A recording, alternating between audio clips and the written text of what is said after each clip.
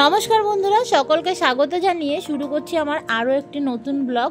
দীঘাতে আজকে আমাদের সেকেন্ড দিন। তো আমরা ভোরবেলা উঠে বেরিয়ে গেছি 5:30টার সময় সানরাইজ দেখতে। আর ভোরবেলা সবাই একটু ফটোশ্যুট করতে গেছে, দেখুন সবাই মিলে ফটো তুলতে গেছে অনেকে। ভোরবেলা একবার 1 ঘন্টা মতো সমুদ্র থেকে ঘুরে চলে আসলাম। তারপরে চলে এসে সবাই মিলে রেডি হয়ে বেরিয়ে পড়লাম একটু সাইট সিন দেখতে হেঁটে হেঁটে। প্রথমে চলে আসলাম অমরাবতী পার্কে, কিন্তু অমরাবতী পার্কটা বন্ধ ছিল, আমরা ভালো করে ঘুরতে পারিনি।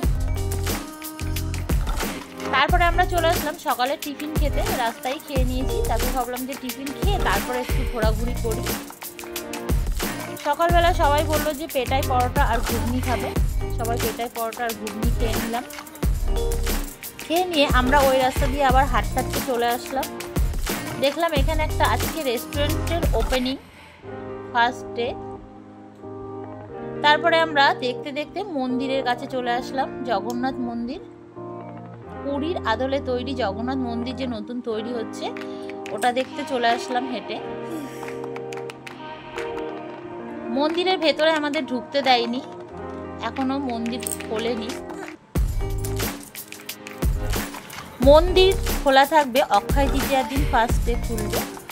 তো আমরা তার আগেই দীঘা থেকে ঘুরে এসেছি, আমরা মন্দিরের ভেতরে ঢুকতে পারিনি। এটা হচ্ছে মন্দিরের প্রথম গেট। বাইরে থেকে আমরা ভিডিও করেছি। মন্দিরটি অসাধারণ লাগছিল, বাইরে থেকে খুব সুন্দর লাগছে দেখতে দেখতে।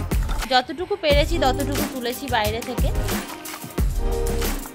মন্দিরটি চালু হোক, তারপরে আমরা আবার একদিন ঘুরে আসবো। এটা আমাদের বাইরের গেট থেকেই তোলা আছে। মন্দির ভালো করে ঘুরে আমরা ঠিক মন্দিরের উল্টো দিকে একটা পার্কও নতুন তৈরি হচ্ছে, ওখানে বেশ সাজানোর জন্য অনেক জিনিসপত্র তৈরি হচ্ছে।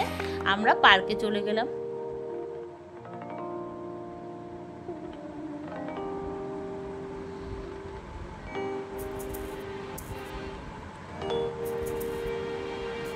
এই যে ঠিক মন্দিরের রাস্তার উল্টো দিকে এটি তৈরি হচ্ছে, এখনো এর কাজ হচ্ছে অনেক চারিদিকে।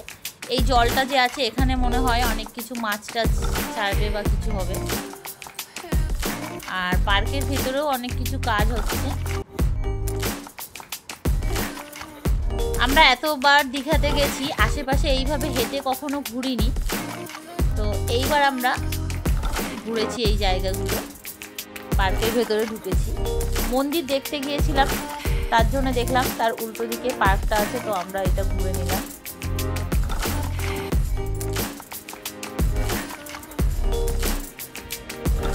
আর এই গাছগুলো অসাধারণ লাগে দেখতে দীঘাতে।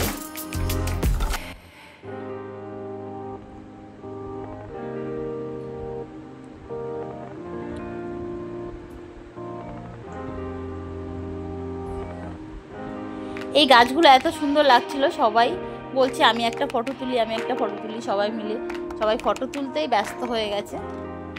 তারপরে আমরা রুমে চলে এসেছি, এসে স্নান টান করে দুপুরবেলা ঘুমাতে এসেছি। তখন দেখি একটা অন্য রুমের বাচ্চা চলে এসেছে আমাদের ঘরে, একটু দরজাটা খোলা ছিল। তার সঙ্গে কিছুক্ষণ গল্প করলাম, গল্প করে ঘুমিয়ে পড়লাম। স্নানের সময় তো আর ভিডিও করিনি, কারণ স্নান করতে গিয়ে ফোন নিয়ে যাওয়া হয়নি। সন্ধ্যাবেলা আমরা আবার রেডি হয়ে বেরিয়ে গেছি, আবার আমরা ওল্ড দীঘাতে। তো গাড়ি করে যাচ্ছিলাম ওল্ড দীঘাতে। ওল্ড দীঘাতে আমরা নেমেছি বিশ্ব বাংলা পার্ক, আমরা নামবো এবার। এটি হচ্ছে বিশ্ব বাংলা পার্কের মেন গেট। বিশ্ব বাংলা পার্ক ঘুরে আমরা আবার ওল্ড দীঘা থেকে নিউ দীঘাতে চলে এসেছি। ওল্ড দীঘার মার্কেট টার্কেট সমস্ত কিছু ঘুরে।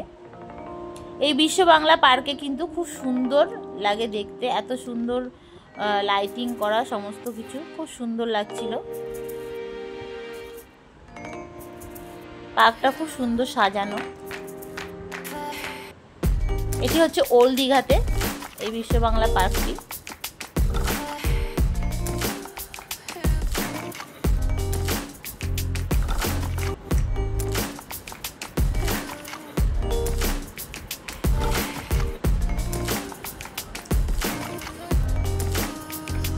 রাতের বেলা অসম্ভব সুন্দর লাগছিল, অসাধারণ লাগছিল, এত সুন্দর লাইটিং করা চারিদিকে।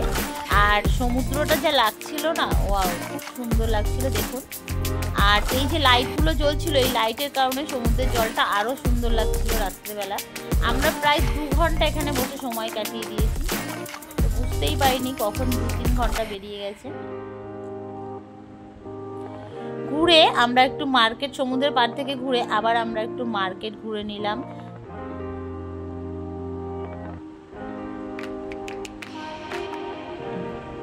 মার্কেট ঘুরে এবার বাচ্চারা বায়না করলো এই যে বন্দুকগুলো চালাবে, বেলুন ফাটাবে এগুলো দিয়ে।